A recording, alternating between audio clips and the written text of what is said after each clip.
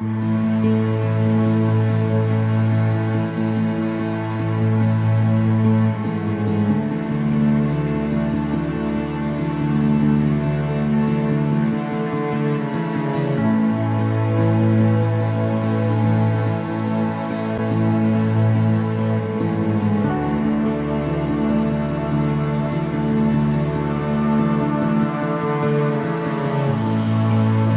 nothing worth more that could ever come close.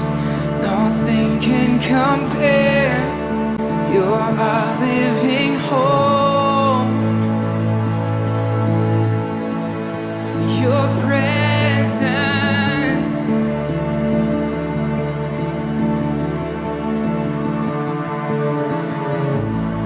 I've tasted and seen of the sweetest of loves, where my heart becomes free and my shame is undone. Your presence,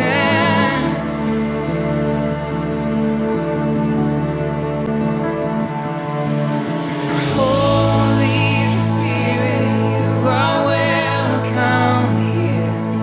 Come flood this place and fill the atmosphere.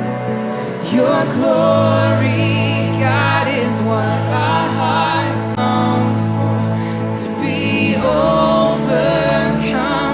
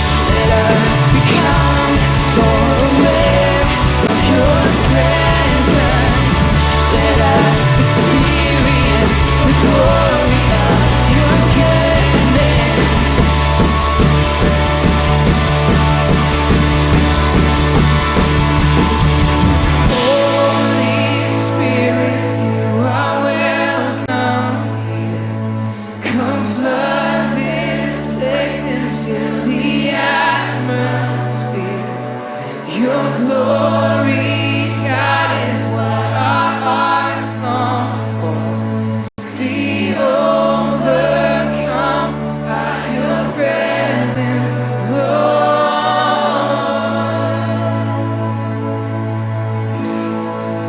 Your presence, Lord. Your presence, Lord.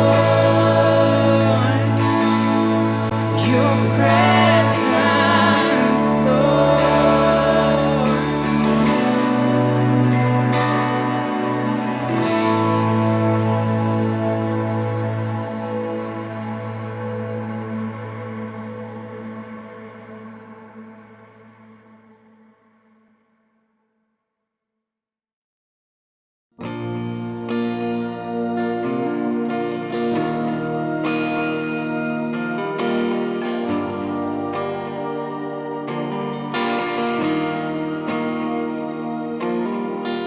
There's no place I'd rather be. No place I'd rather be. No place I'd rather be. Here in your love, here in your love. There's no place I'd rather be. No place I'd rather be. No place I'd rather be. Here in your love, here in your love. Set a fire down in my soul that I can't contain, that I can't control. I want more of you, God.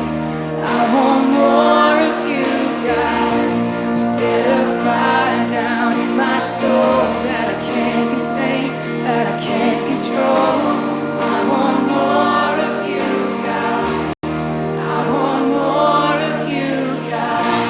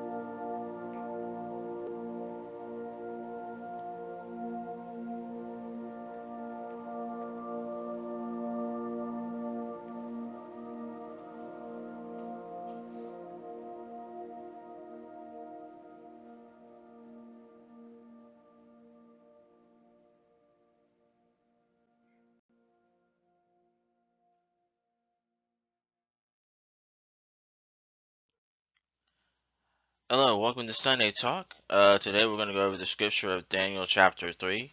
Then we'll go into the keep in mind, which is verses 16 through 18 and 24 through 27. We'll then outline our aim for change after that. We'll go into our characters: King Nebuchadnezzar, Hananiah, Shadrach, Mishael, Meshach, and Azariah, Abednego. We'll talk about the furnace that they had in Babylon, their conditions, and how they worked in the furnace. Then we'll go into the evolution of the furnace and the different types of furnaces that we have today, and how that they work the steel out. It kind of relates back to what we learned in the last lesson a little bit, um, smithing and different things that pertain to metals. Then we'll go into the purity of fire. Um, And lastly, we'll do the summary of the lesson. Um, our scripture reading for today comes from Daniel chapter 3, and it reads as follows. King Nebuchadnezzar made an image of gold, whose height was 60 cubits and its breadth 6 cubits. He set it up on the plain of Dura in the province of Babylon. Then King Nebuchadnezzar sent to gather the satraps, the prefects, and the governors, the counselors, the treasurers, the justices, the magistrates, and all the officials of the provinces to come to the dedication of the image that King Nebuchadnezzar had set up.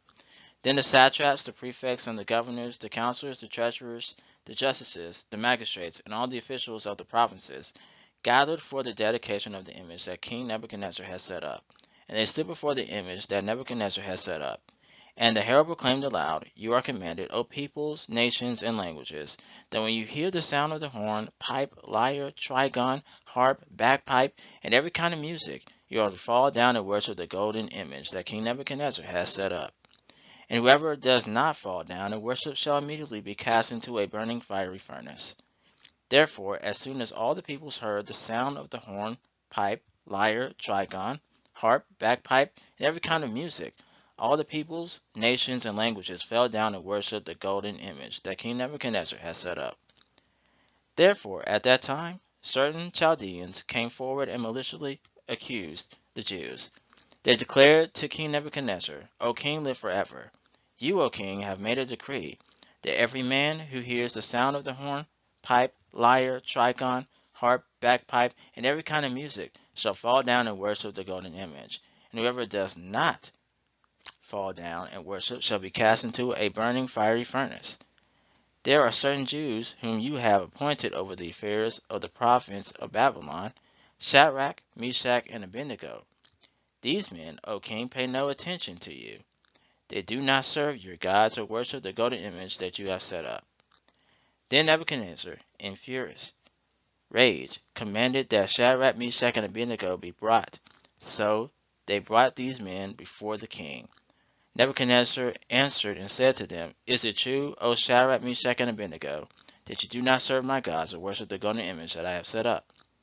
Now if you are ready, when you hear the sound of the horn, pipe, lyre, trigon, harp, bagpipe, and every kind of music, to fall down and worship the image that I have made, well and good.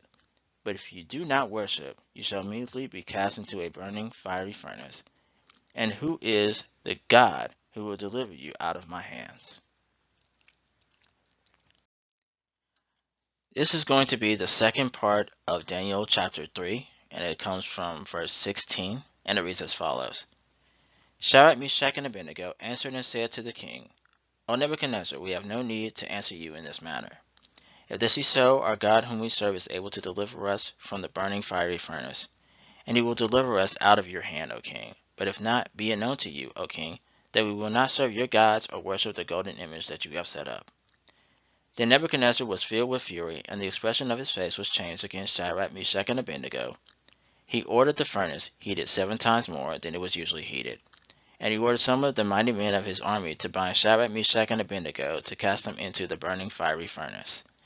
Then these men were bound in their cloaks, their tunics, their hats, and their other garments, and they were thrown into the burning fiery furnace. Because the king's order was urgent and the furnace overheated, the flame of the fire killed those men who took up Shadrach, Meshach, and Abednego. And these 3 men, Shadrach, Meshach, and Abednego, fell bound into the burning fiery furnace. Then King Nebuchadnezzar was astonished and rose up in haste. He declared to his counselors, Did we not cast 3 men bound into the fire? They answered and said to the king, True, O king. He answered and said, But I see 4 men unbound, walking in the midst of the fire, and they are not hurt, and the appearance of the fourth is like a son of the gods. Then Nebuchadnezzar came near to the door of the burning fiery furnace. He declared, Shadrach, Meshach, and Abednego, servants of the Most High God, come out and come here. Then Shadrach, Meshach, and Abednego came out from the fire, and the satraps, the prefects, the governors, and the king's counselors gathered together and saw that the fire had not had any power over the bodies of those men. The hair of their heads was not singed, their cloaks were not harmed, and no smell of fire had come upon them. Nebuchadnezzar answered and said, Blessed be the God of Shadrach, Meshach, and Abednego, who has sent his angel and delivered his servant who trusted in him, and set aside the king's command, and yielded up their bodies rather than serve and worship any god except their own God. Therefore I make a decree. Any people, nation, or language that speaks against the God of Shadrach, Meshach, and Abednego shall be torn limb from limb, and their houses laid in ruins.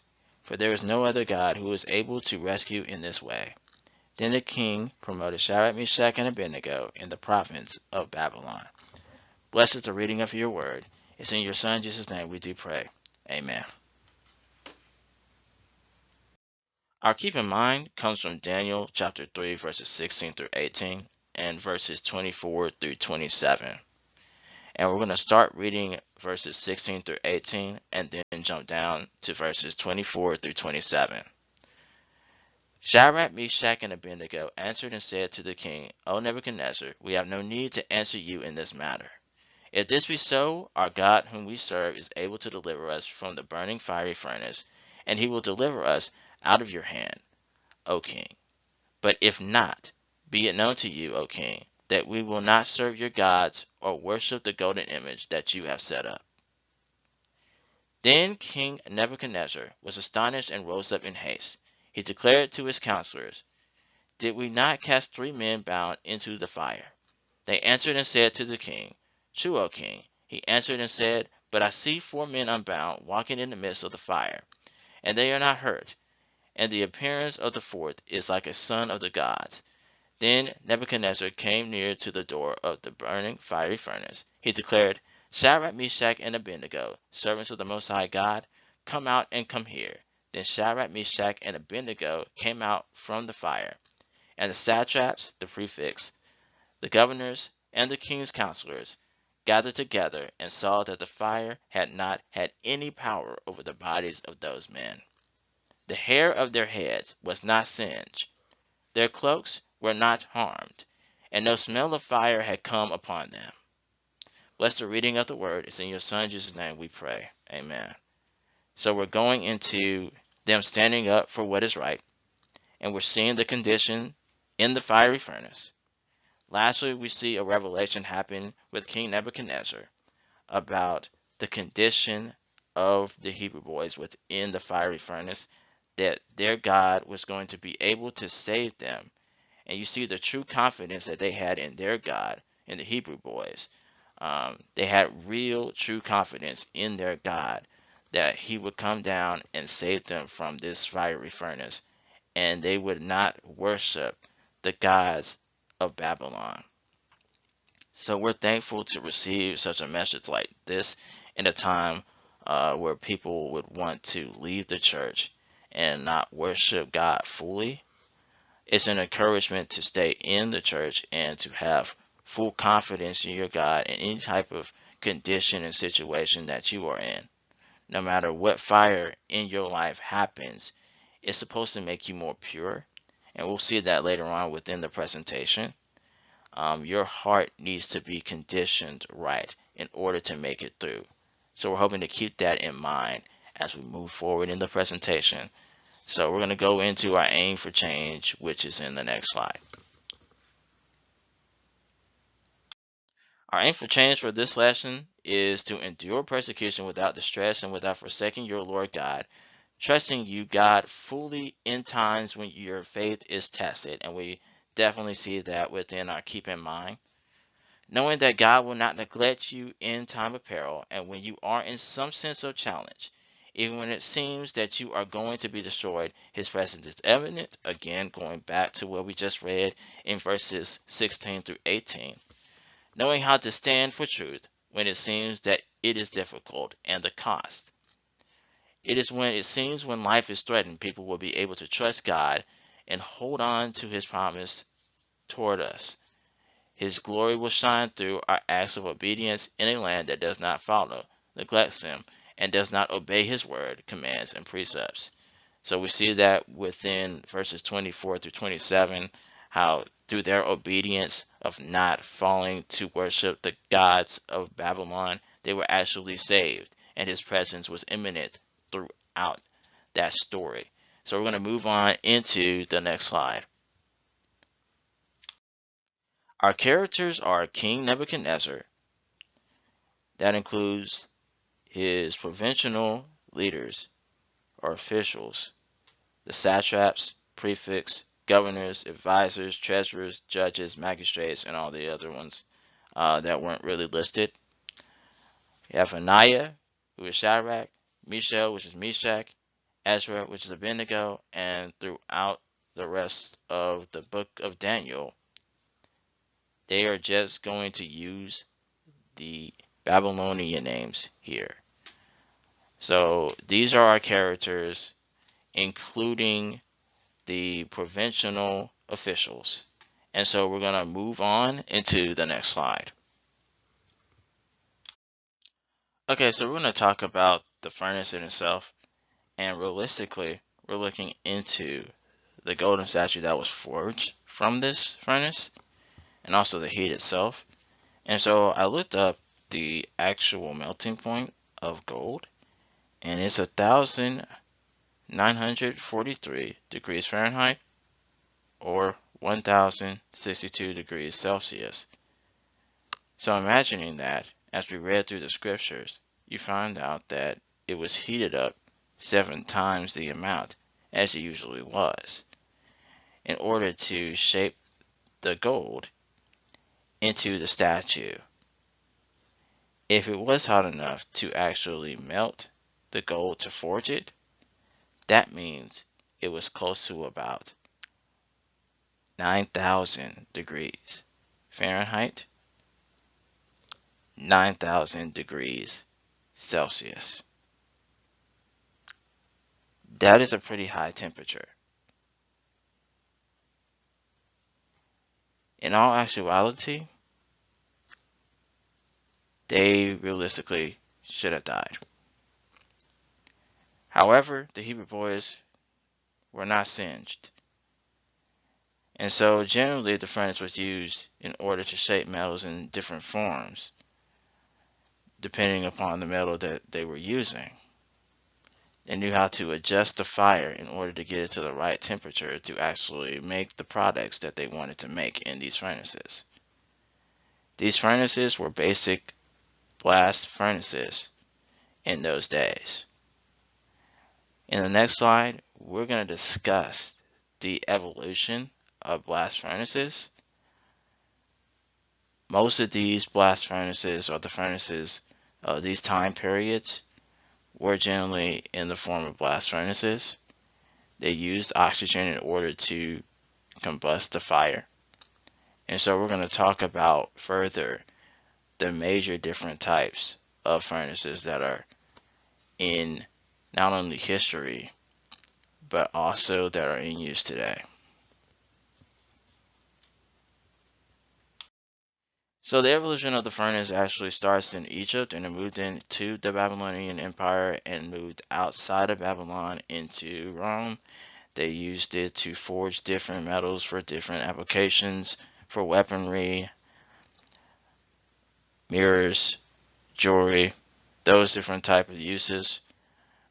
There are different types of furnaces: blast furnace, basic oxygen furnaces, and also the electric arc furnace.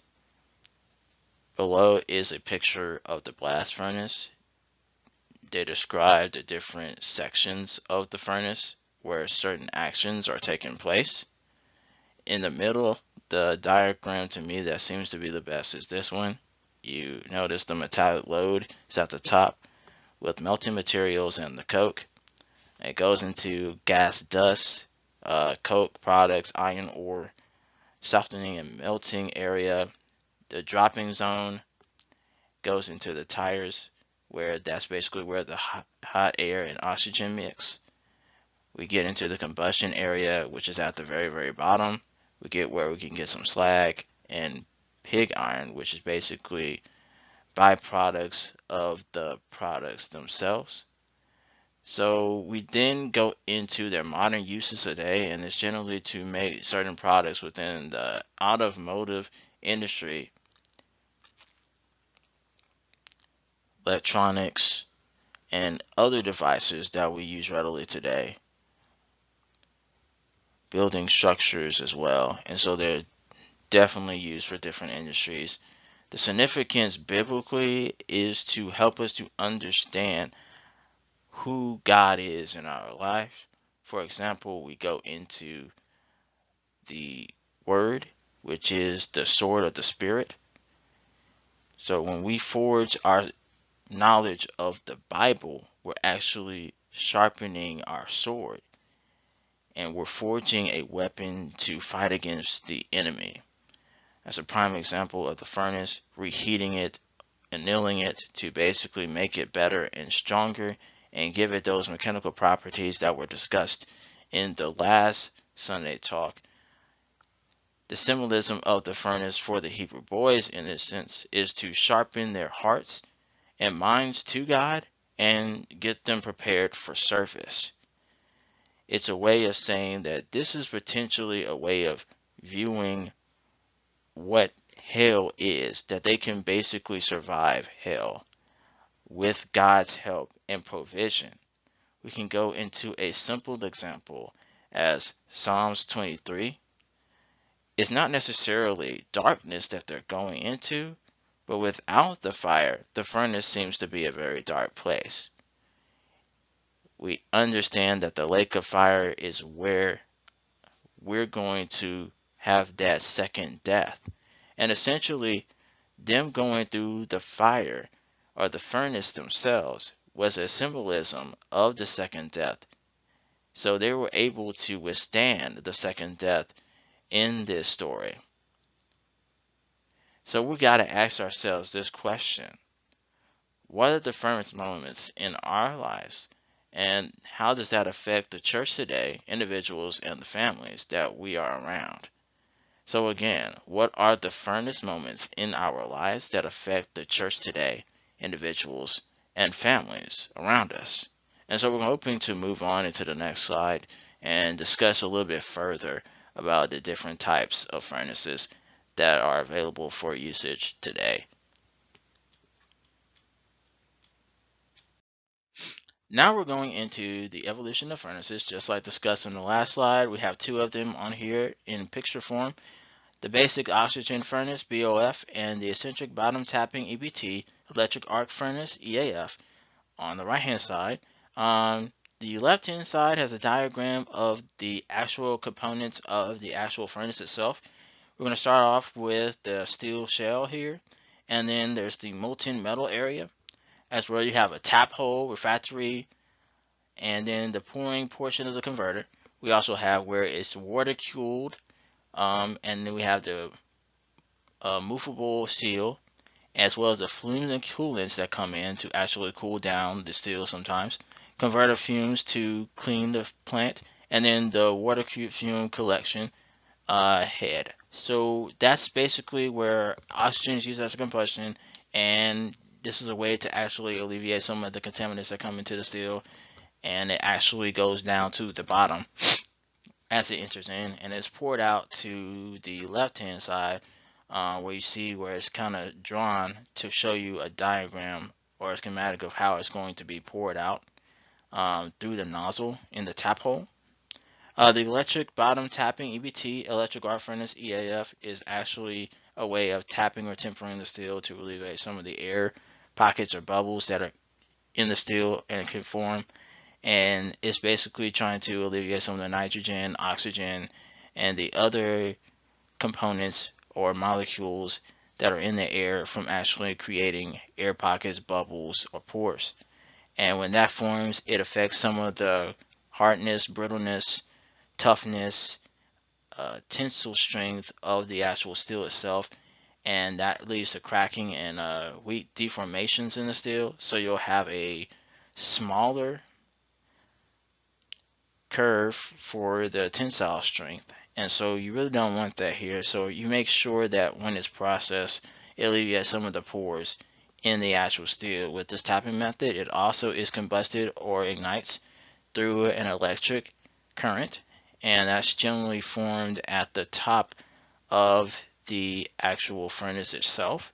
As you see, there's somebody standing on the right hand side observing what's going on with the electric arc furnace, and as well that happens with the basic oxygen furnace. You stand a pretty good distance and you have a suit that is heat resistant on, because like we read in the reading for our scripture, we found out that the army men that put Shadrach, Meshach, and Abednego actually died. So we want to make sure that is prevented when you go into a furnace like these. There's a lot of heat, and the heat itself could actually potentially kill you and harm you.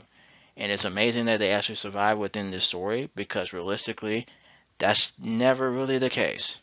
So make sure that you wear your protection as you go into furnaces if you want to work in an environment like this, because ultimately you will potentially hurt yourself, harm yourself, or just die. So we're going to go into the next slide where we're going to talk about another type of furnace, and I'm hoping that you're enjoying this discussion, even though it's brief. Again, if you have any questions or comments or concerns about this, you can always email me, and I'll give you that contact information at the end of the presentation. Now we're going to continue our conversation of the evolution of the furnace with the ladle metallurgy furnace. And the benefits are they deoxidize the slag, they alloy the steel, and they're good for casting, and that's based on how it's ignited and where it's ignited.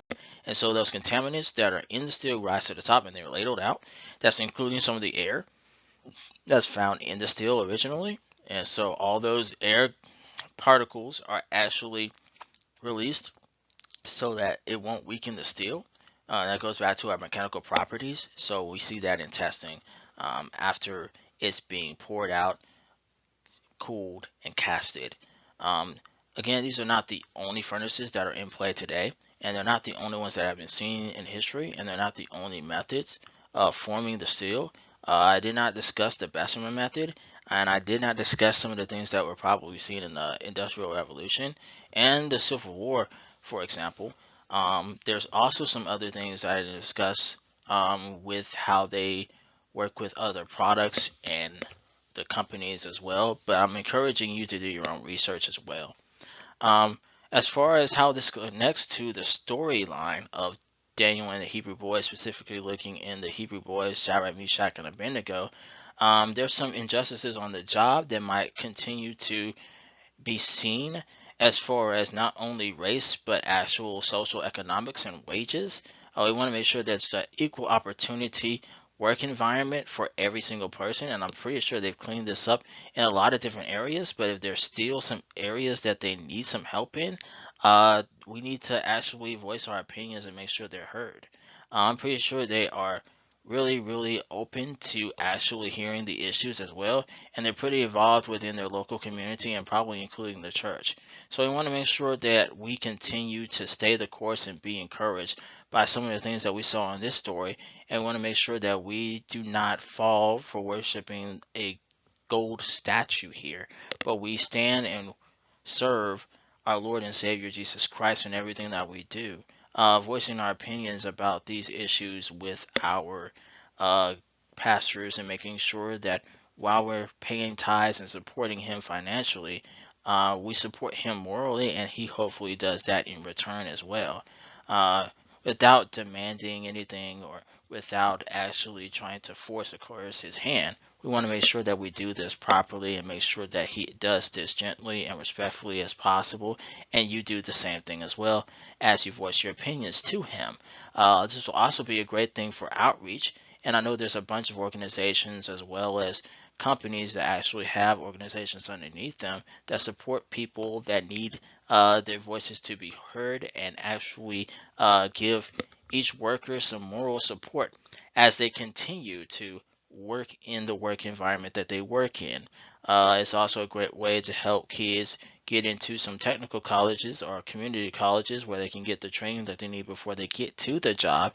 And we're hoping that that can take place better as we link ourselves to not only the community, but into our local churches and congregations where they can actually support us not only financially, but morally, and get the help that they need. It's a great way to keep some activities off of the neighborhood streets and some other things that might pertain to joblessness, homelessness, and things of that nature. Having those skills available for people like that. Essentially, not every community is affected by gang violence or crime or anything like that, but there's some places in certain neighborhoods where there's possibly some issues of homelessness or social economic issues that are happening around them. Everybody's not really getting the jobs that they are liking, or they don't know necessarily how to fit their hand in to serve the community, and they think the job is the only way to do that. But if you voice your opinion and talk to your pastors and allow for this furnace moment to purify your heart about certain issues within your life, you'll be able to do that a little bit better. And hopefully they give you time and they're patient with you during this time period to allow for this to purify your heart. And as we move forward, we're going to discuss the issues of your heart. Again, the research, if you have any questions, please voice them in the comments or contact me. I'll leave that contact information at the end of the presentation or in the description. Um, Make sure that you allow me to get that research to you, and I'll probably answer you as soon as I possibly can. Again, we're going into the purity of heart. Um, I'm hoping that you got something out of this. I'm hoping that you can stand up for your own injustices on your jobs as well, making sure that you are taken care of. You got the benefits that you need. You got a house, you got a car, you're able to transport yourself to work. You're knowing how to do everything well in your jobs. You're knowing how to support yourself, your family, and the local community and the local church you're involved with. You're doing the best that you can. You're not really sitting around and doing nothing and saying, I just want to get the money. I'm working hard as a servant of the Lord Jesus Christ. We're not idle with our mind. We're actually there and focused and doing it right. That is my prayer. That is my hope for you all, to make sure that you're able to do that as well as possible. We're understanding how to communicate. We're understanding how to link up and do the best that we can on our teams. And that's something that we actually need to see happen within our job market. And I hope that's the prayer for multiple people, as well as your ministers in the congregation, praying that you stay in your job and you do your job well without any slack and without any type of disability and without any harm coming to you. And I hope they're praying for all of that in Jesus' name. I'm hoping that that's working out for you. As we move into the next slide, again, we're going to talk about the purity of heart, and we're going to, after that, conclude the presentation. And I sincerely thank you for listening to my rant for like 6 minutes and 30 seconds right now. But I'm just thankful that you listened to my rant for a minute, and I'm hoping that you do your own research on the information that I gave to you. And now we're going to move on to the next slide. Now we're going to talk about the purity of fire. And then this process, when you're in the furnace, you're basically getting rid of all the oxygen in the metal and all the contaminants coming from different elements within the steel that might destroy or make it weaker. And so we're going to come from Proverbs 17:3 and Proverbs 25:4 through 12 to discuss the purity of fire and kind of have that parallelism with what just happened within Daniel chapter 3. So starting with Proverbs 17:3 and going into Proverbs 25:4 through 12 on your left hand side, and it reads, "The crucible for silver and the furnace for gold, but the Lord tests the heart." Proverbs 25:4 through 12. "Take away the dross from the silver, and the smith has material for a vessel. Take away the wicked from the presence of the king, and his throne will be established in righteousness. Do not put yourself forward in the king's presence, or stand in the place of the great. For it is better to be told, 'Come up here,' than to be put lower in the presence of a noble. What your eyes have seen, do not hastily bring into the court. For what will you do in the end, when your neighbor puts you to shame? Argue your case with your neighbor himself, and do not reveal another's secret, lest he who hears you bring shame upon you, and your ill repute have no end. A word freely spoken is like apples of gold in a setting of silver, like a gold ring or an ornament of gold is a wise reprover to a listening ear. So we saw this within the story that they were brought in the presence of the king himself, and we also see that they were in the furnace, so their value was similar to the silver and the gold here. But since they went through the furnace, we can equate that they probably had the same value of gold, which is ironic in a sense that they had a gold statue and they were put in the fire 7 times higher than the actual melting point probably of the gold itself. So that would seem to be that the gold would be vaporized. If you know anything about the vaporization of gold, it's actually at a higher temperature because you're trying to turn it not into a solid or liquid, but you're turning it into a gas. So then the molecules move around a little bit faster based on the state that it's in.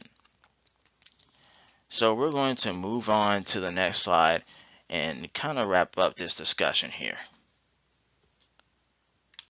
So in summary, we find that there is no fear in us standing up for our God in a land that opposes his law, commandments, precepts, wisdom, and knowledge. His presence is overwhelming when people go through adversity that are in a similar magnitude as the furnace. Knowing that when people stand, knowing the risk that his grace and favor will cover them to make decisions to oppose disobedience, irresponsible living. The furnace situation in life is an altering of the heart to repent and turn to God our Father, to know that he is the one and only God. Making that comparison to the silver and the gold will help recognize the standard that the heart will be in the end of the altering. So we see that throughout this presentation, it's mainly about the heart and going against evil or going against things that don't seem right to God. That's why we need to make sure that our heart is right. And this furnace situation helps us to actually serve people a little bit better. Not just looking into who we are personally, not looking into our selfish intentions, but being selfless and knowing that when we serve, we change the hearts of others based on what we go through and how we deal with it. I hope that you enjoyed this presentation as much as I did bringing it to you. And so I am really hoping to move on forward with Daniel chapter 4 and hoping to investigate a little bit more about Daniel and the Hebrew boys here within this book.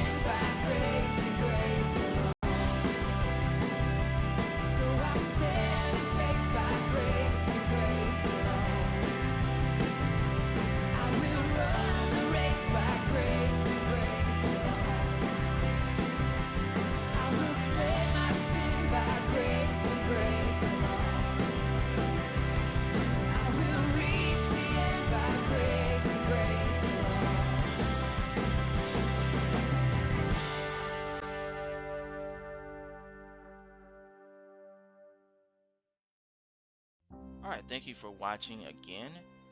If you would like to subscribe, comment, contact, ask questions, that'll be welcomed. I appreciate you all watching this.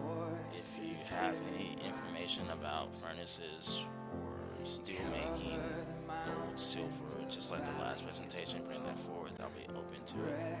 I'm a student of the Word and I'm a student of life, so please put that in the comments if you would like to give me some more information. Or again, you can contact me at my email, watkinsnwi@gmail.com. I would love to hear what you have to say about this topic, Daniel 3, especially with the purity of the heart. We all need to be more pure as servants of God and servants of His kingdom.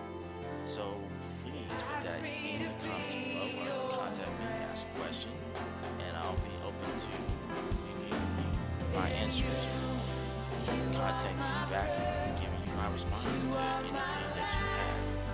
Again, thank you so much for watching. I enjoy having other instruments. I need to improve somewhere. Please let me know that as well. Alright, peace and God bless. You are my first, you are my last, you are my future and my past.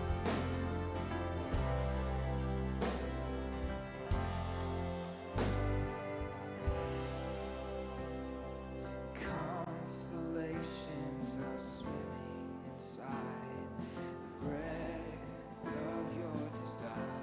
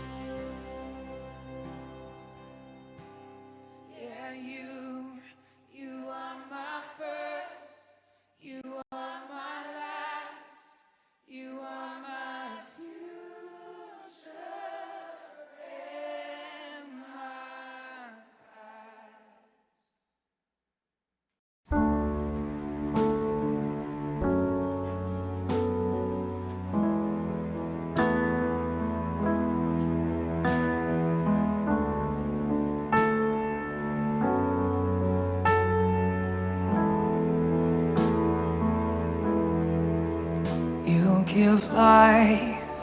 You are love.